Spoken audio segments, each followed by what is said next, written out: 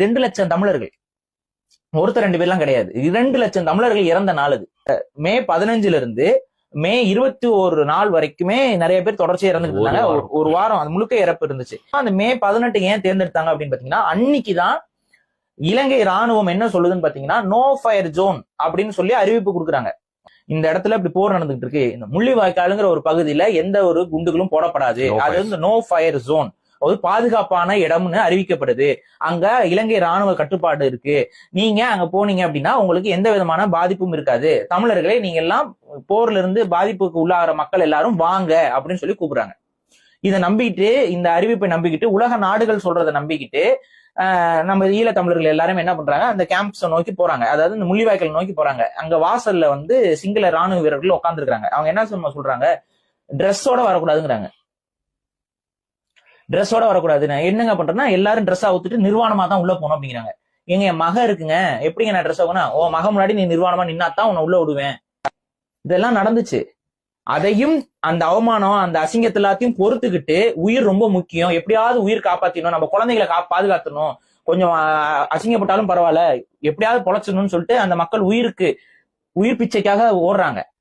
எல்லாம் டென்ட் போட்டு அங்க உட்காந்துருக்காங்க. இப்ப எல்லா தமிழர்களையும் அங்க வர வச்சுட்டு இலங்கை ராணுவம் கப்பல்ல இருந்து குண்டுகள் அடிக்குது, முள்ளிவாய்க்கால் முழுக்க கொத்து குண்டுகளை போட்டு சாகடிக்குது.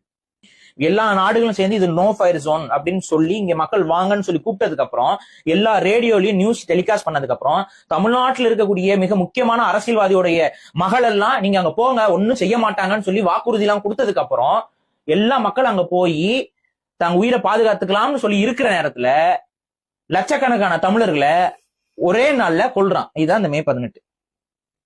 எவ்வளவு ஒரு துயரத்தை அனுபவிச்ச நாள் அது. அதை மறக்க கூடாது. காலத்திற்கும் தமிழர்கள் அந்த வடுவை இழந்து விடக்கூடாது. நமக்கு ஏற்பட்ட வழியை வந்து நம்மளுடைய அடுத்த தலைமுறைக்கு கடத்தணும். அப்பதான் நமக்கு ஏற்பட்ட இன்னல்கள் வரலாறுல திரும்ப யாருக்கும் ஏற்படாது அப்படிங்கிற ஒரு உளவியல்ல அந்த நாளை வந்து நம்ம அனுசரிக்கிறோம், துக்க நாளாக அனுசரிக்கிறோம். இது எப்படிங்க தெரியாம பண்ண முடியும்?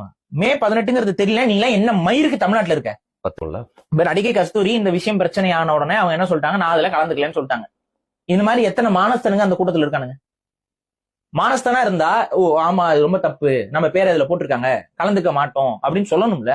நீங்க சுனாமியில இறந்ததுக்கே நம்ம வருஷம் போயிட்டு. ஆமாங்க, மக்கள் இறந்தால் அந்த அந்த அதுதான் உங்களோட ரத்த சொந்தம். இப்ப நாளைக்கு எல்லாருக்கும் அப்பாக்கள் இருக்காங்க, அம்மாக்கள் இருக்காங்க, அவங்களோட இறப்ப வந்து நீங்க அப்படியே கடந்து போயிருவீங்களா? ஒவ்வொரு ஆண்டு நீங்க நினைவு கூற மாட்டீங்க?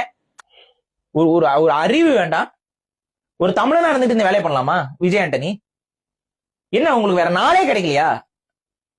அப்ப இது என்னன்னா, இது திட்டமிட்டு